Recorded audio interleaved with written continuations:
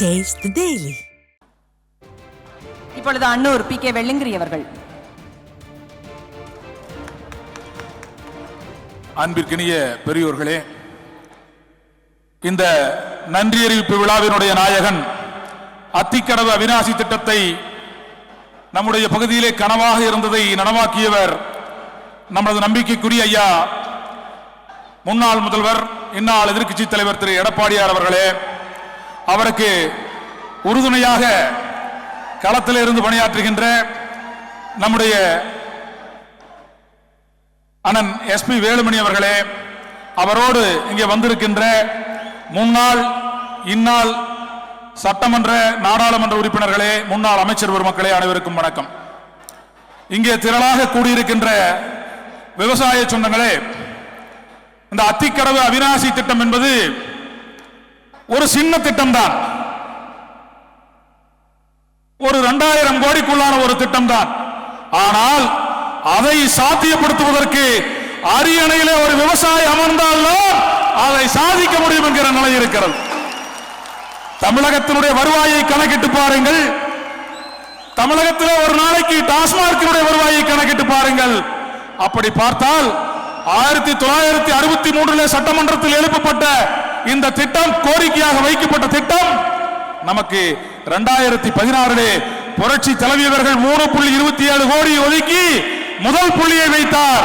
அவருடைய வழியிலே வந்த எடப்பாடியார் அவர்கள் முற்று முழுதாக அதை நிறைவு செய்து, இதோ அதை நான் செய்து தருகிறேன் என்று சொல்லி இன்றைக்கு செய்திருக்கின்றார்.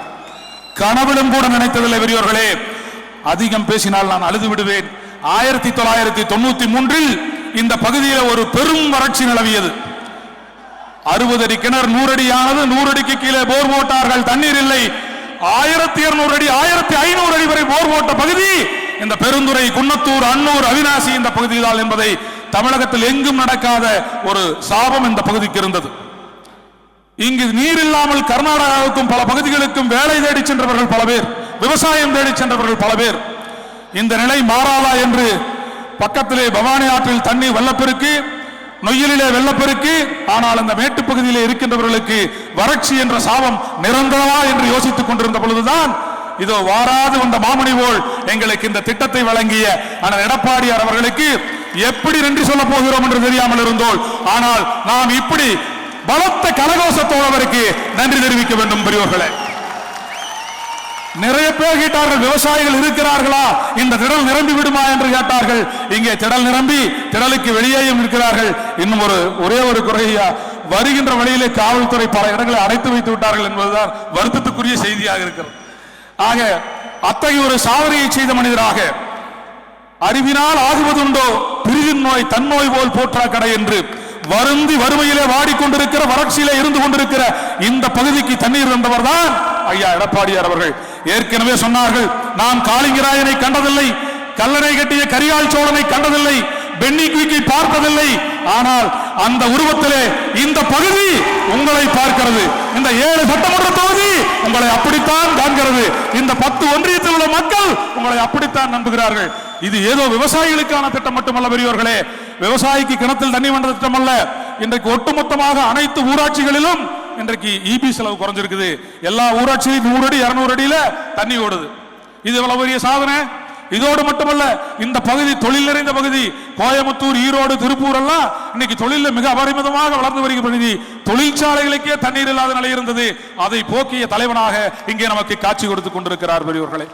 எல்லாவற்றுக்கும் அடிப்படை தண்ணீர் தான் என்பதை உணர்ந்தவர் தான். இங்கே கோழிப்பண்ணைகள் நிரம்பி இருக்கின்றன, பவுண்டரிகள் இருக்கின்றன, ஸ்பின்னிங் மில் இருக்கின்றன, விசைத்தறிகள் இருக்கின்றன, இப்படி பனியன் தொழிற்சாலை இருக்கிறது.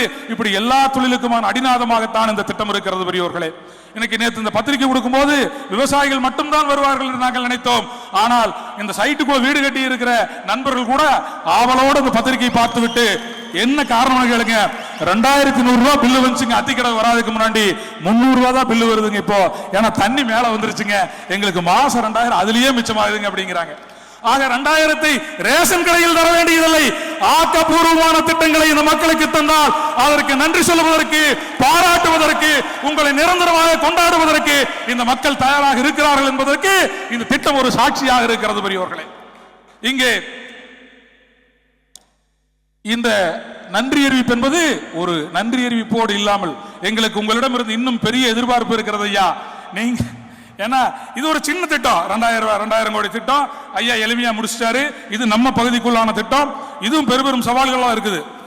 பாசன விவசாயிகள் இருக்கிறாங்க, அவங்களுக்கு எல்லாம் சமாதானப்படுத்தி அவங்களுக்கு பாதிப்பு இல்லாம நம்மளுக்கும் பாதிப்பு இல்லாம நம்மளுக்கு தண்ணி கொடுக்கணும், அவங்களுக்கு பாதிக்க கூடாது அப்படிங்கிற மாதிரி எல்லா விதத்திலும் யோசிச்சு அதை ஒரு நீரேற்று திட்டமாக தந்த நாங்க 2-3 திட்டத்தெல்லாம் கொடுத்து ஐயா கிட்ட நாங்களே ஒரு என்ஜினியரை வச்சு 2-3 என்ஜினியரை பிடபிள்யூ என்ஜினியர் ரிட்டையர்ட் என்ஜினியர் வச்சு தயாரிச்சு ஐயா பாருங்க இப்படி ஒரு திட்டம் இருக்குது அப்படின்னு சொல்லி ஐயா கிட்ட திட்டத்தை கொடுத்த போது கையிலையும் கூட வாங்கிக்கல ஐயா. இந்த திட்டத்தை வச்சுட்டு தம்பி நீங்க உபரியான காலத்துல என்னைக்காச்சும் ஒரு நாளைக்கு தண்ணி வர்றதுக்கு திட்டம் கொடுக்குறீங்க, ஆனா நான் நினைக்கிறது உனக்கு எப்பெல்லாம் தண்ணி இல்லையோ அப்பெல்லாம் தண்ணி கொடுக்கும்னு நினைக்கிறேன். அதனால உன்னுடைய திட்டத்தை இப்படி ஓரமா வச்சிரு, நாங்களே யோசிச்சு ஏதாவது ஒரு திட்டத்தை போட்டு கொடுக்கிறோம்னார். இதுல இன்னொரு சிறப்பு என்னன்னா ஒரு எளிமைக்கு எடுத்துக்காட்டான ஒரு முதலமைச்சர். நாங்க எந்த முதலமைச்சரையும் பக்கத்துல போய் தொட்டெல்லாம் பார்த்தது இல்லைங்க. இல்ல உதாரணத்துக்கு சொல்றேன், ஏன்னா ஒரு காலத்துல இருந்திருக்கலாம், இப்பெல்லாம் அப்படி சூழ்நிலை இல்லை. ஒரு காலத்து இப்ப ஒரு 5 ஆண்டுகளுக்கு முன்பு மழை பெஞ்சு தண்ணி உபரியா போயிட்டு இருந்தது, எல்லா ஆறுகள்லயும் உபரியா போயிட்டு இருக்குது, நம்மளதெல்லாம் காஞ்சி கிடக்குது. அந்த சமயத்தில் ஐயா முதலமைச்சர் இங்க ஏர்போர்ட்டுக்கு வர்றாரு. அப்ப நம்ம ஆறுக்குட்டி அண்ணன் இருந்தாரு, அவர் கூட சொல்லி ஒரு அப்பாயின்மெண்ட் வாங்கி அண்ணன் வேலுமணி அண்ணன் தான் கூட்டிட்டு போய் உள்ள போய் நம்ம கௌசியா செல்வராஜன் என்னையும் உட்கார வச்சு பேச சொன்னாங்க ஐயா கூட. நம்மளுக்கு முதலமைச்சர் பார்த்தோன்னா நடுங்குது, ஏன்னா நான் முதலமைச்சர் பக்கத்திலேயே பார்த்து இல்லையே. அவர் சரின்ட்டு பக்கத்தில் கொண்டு போய் உட்கார வச்சுட்டாங்க. நம்மளுக்கு இருக்கிற சப்ஜெக்ட் ஒண்ணுதான், அத்திக்கடவு அவிநாசி திட்டம் மட்டும்தான். நம்மளுக்கு ஒரு பேராசை, ஐயா தண்ணி எல்லா பக்கம் வீணா போயிட்டு இருக்குது, இந்த குளங்குட்டைகள் எல்லாம் காஞ்சி கிடக்குது, நீங்க திருப்பூருக்கு போற தண்ணி எடுத்து பாதியில் ஏதாவது கொஞ்சம் இந்த பள்ளத்தில் உடச்சு விட்டீங்கன்னா எங்க குளங்குட்டையெல்லாம் நம்பி போயிருங்க ஐயா, எங்க பிரச்சனை தீர்ந்து போயிரு, பைப்பும் சுத்தமாயிருக்கு, எங்க குளமும் நம்பிக்கும் ஐயா.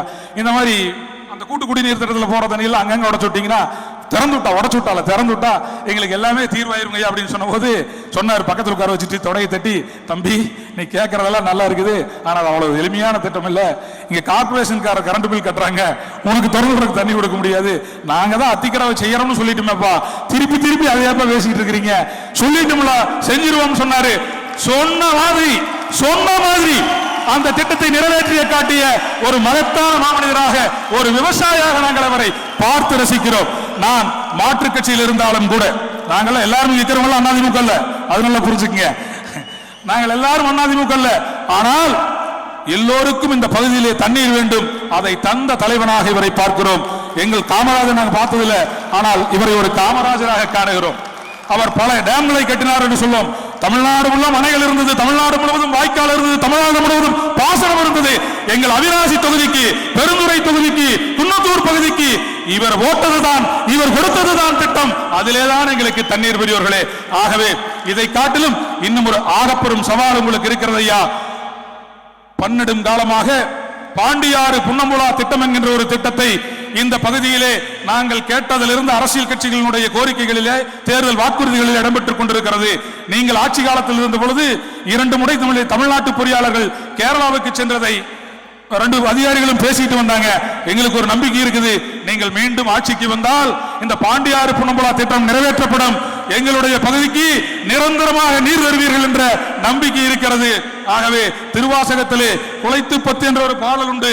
வேண்டத்தக்கது அறிவோய் நீ, வேண்ட முழுதும் தருவோய் நீ, வேண்டும் அயர்மார்க்கு அறியோய் நீ, வேண்டினி என்னை படிகொண்டாய், வேண்டினி யாது அருள் செய்தால் யானும் அதுவே வேண்டினல்லால், வேண்டும் பரிசு ஒன்று உண்டு எனில் அதுவும் உந்தன் விருப்பன்றே என்ற பாடல் இருக்கிறது. ஆகவே வேண்டத்தக்கதை நீங்கள் அறிவீர்கள். பவானிக்கு பாண்டியாறு புன்னம்புலா திட்டத்தில் இருந்து அந்த 7 TMC தண்ணீரை கொண்டு வருவீர்கள். ஆக வேண்டத்தக்கதை நீங்கள் அறிவீர்கள், வேண்ட முழுதும் நீங்கள் தருவீர்கள் என்ற நம்பிக்கையோடு உங்களிடமிருந்து விடைபெறுகிறேன். நன்றி, வணக்கம். வருங்காலம் உங்களை போற்றும், வரலாறு உங்களை வாழ்த்தும். அத்திக்கட விநாயகன் எடப்பாடியாருக்கு எங்கள் நெஞ்சம் நிறைந்த நன்றியை உங்கள் பாதத்திலே காணிக்கையாக்கி விடைபெறுகிறேன். நன்றி, வணக்கம்.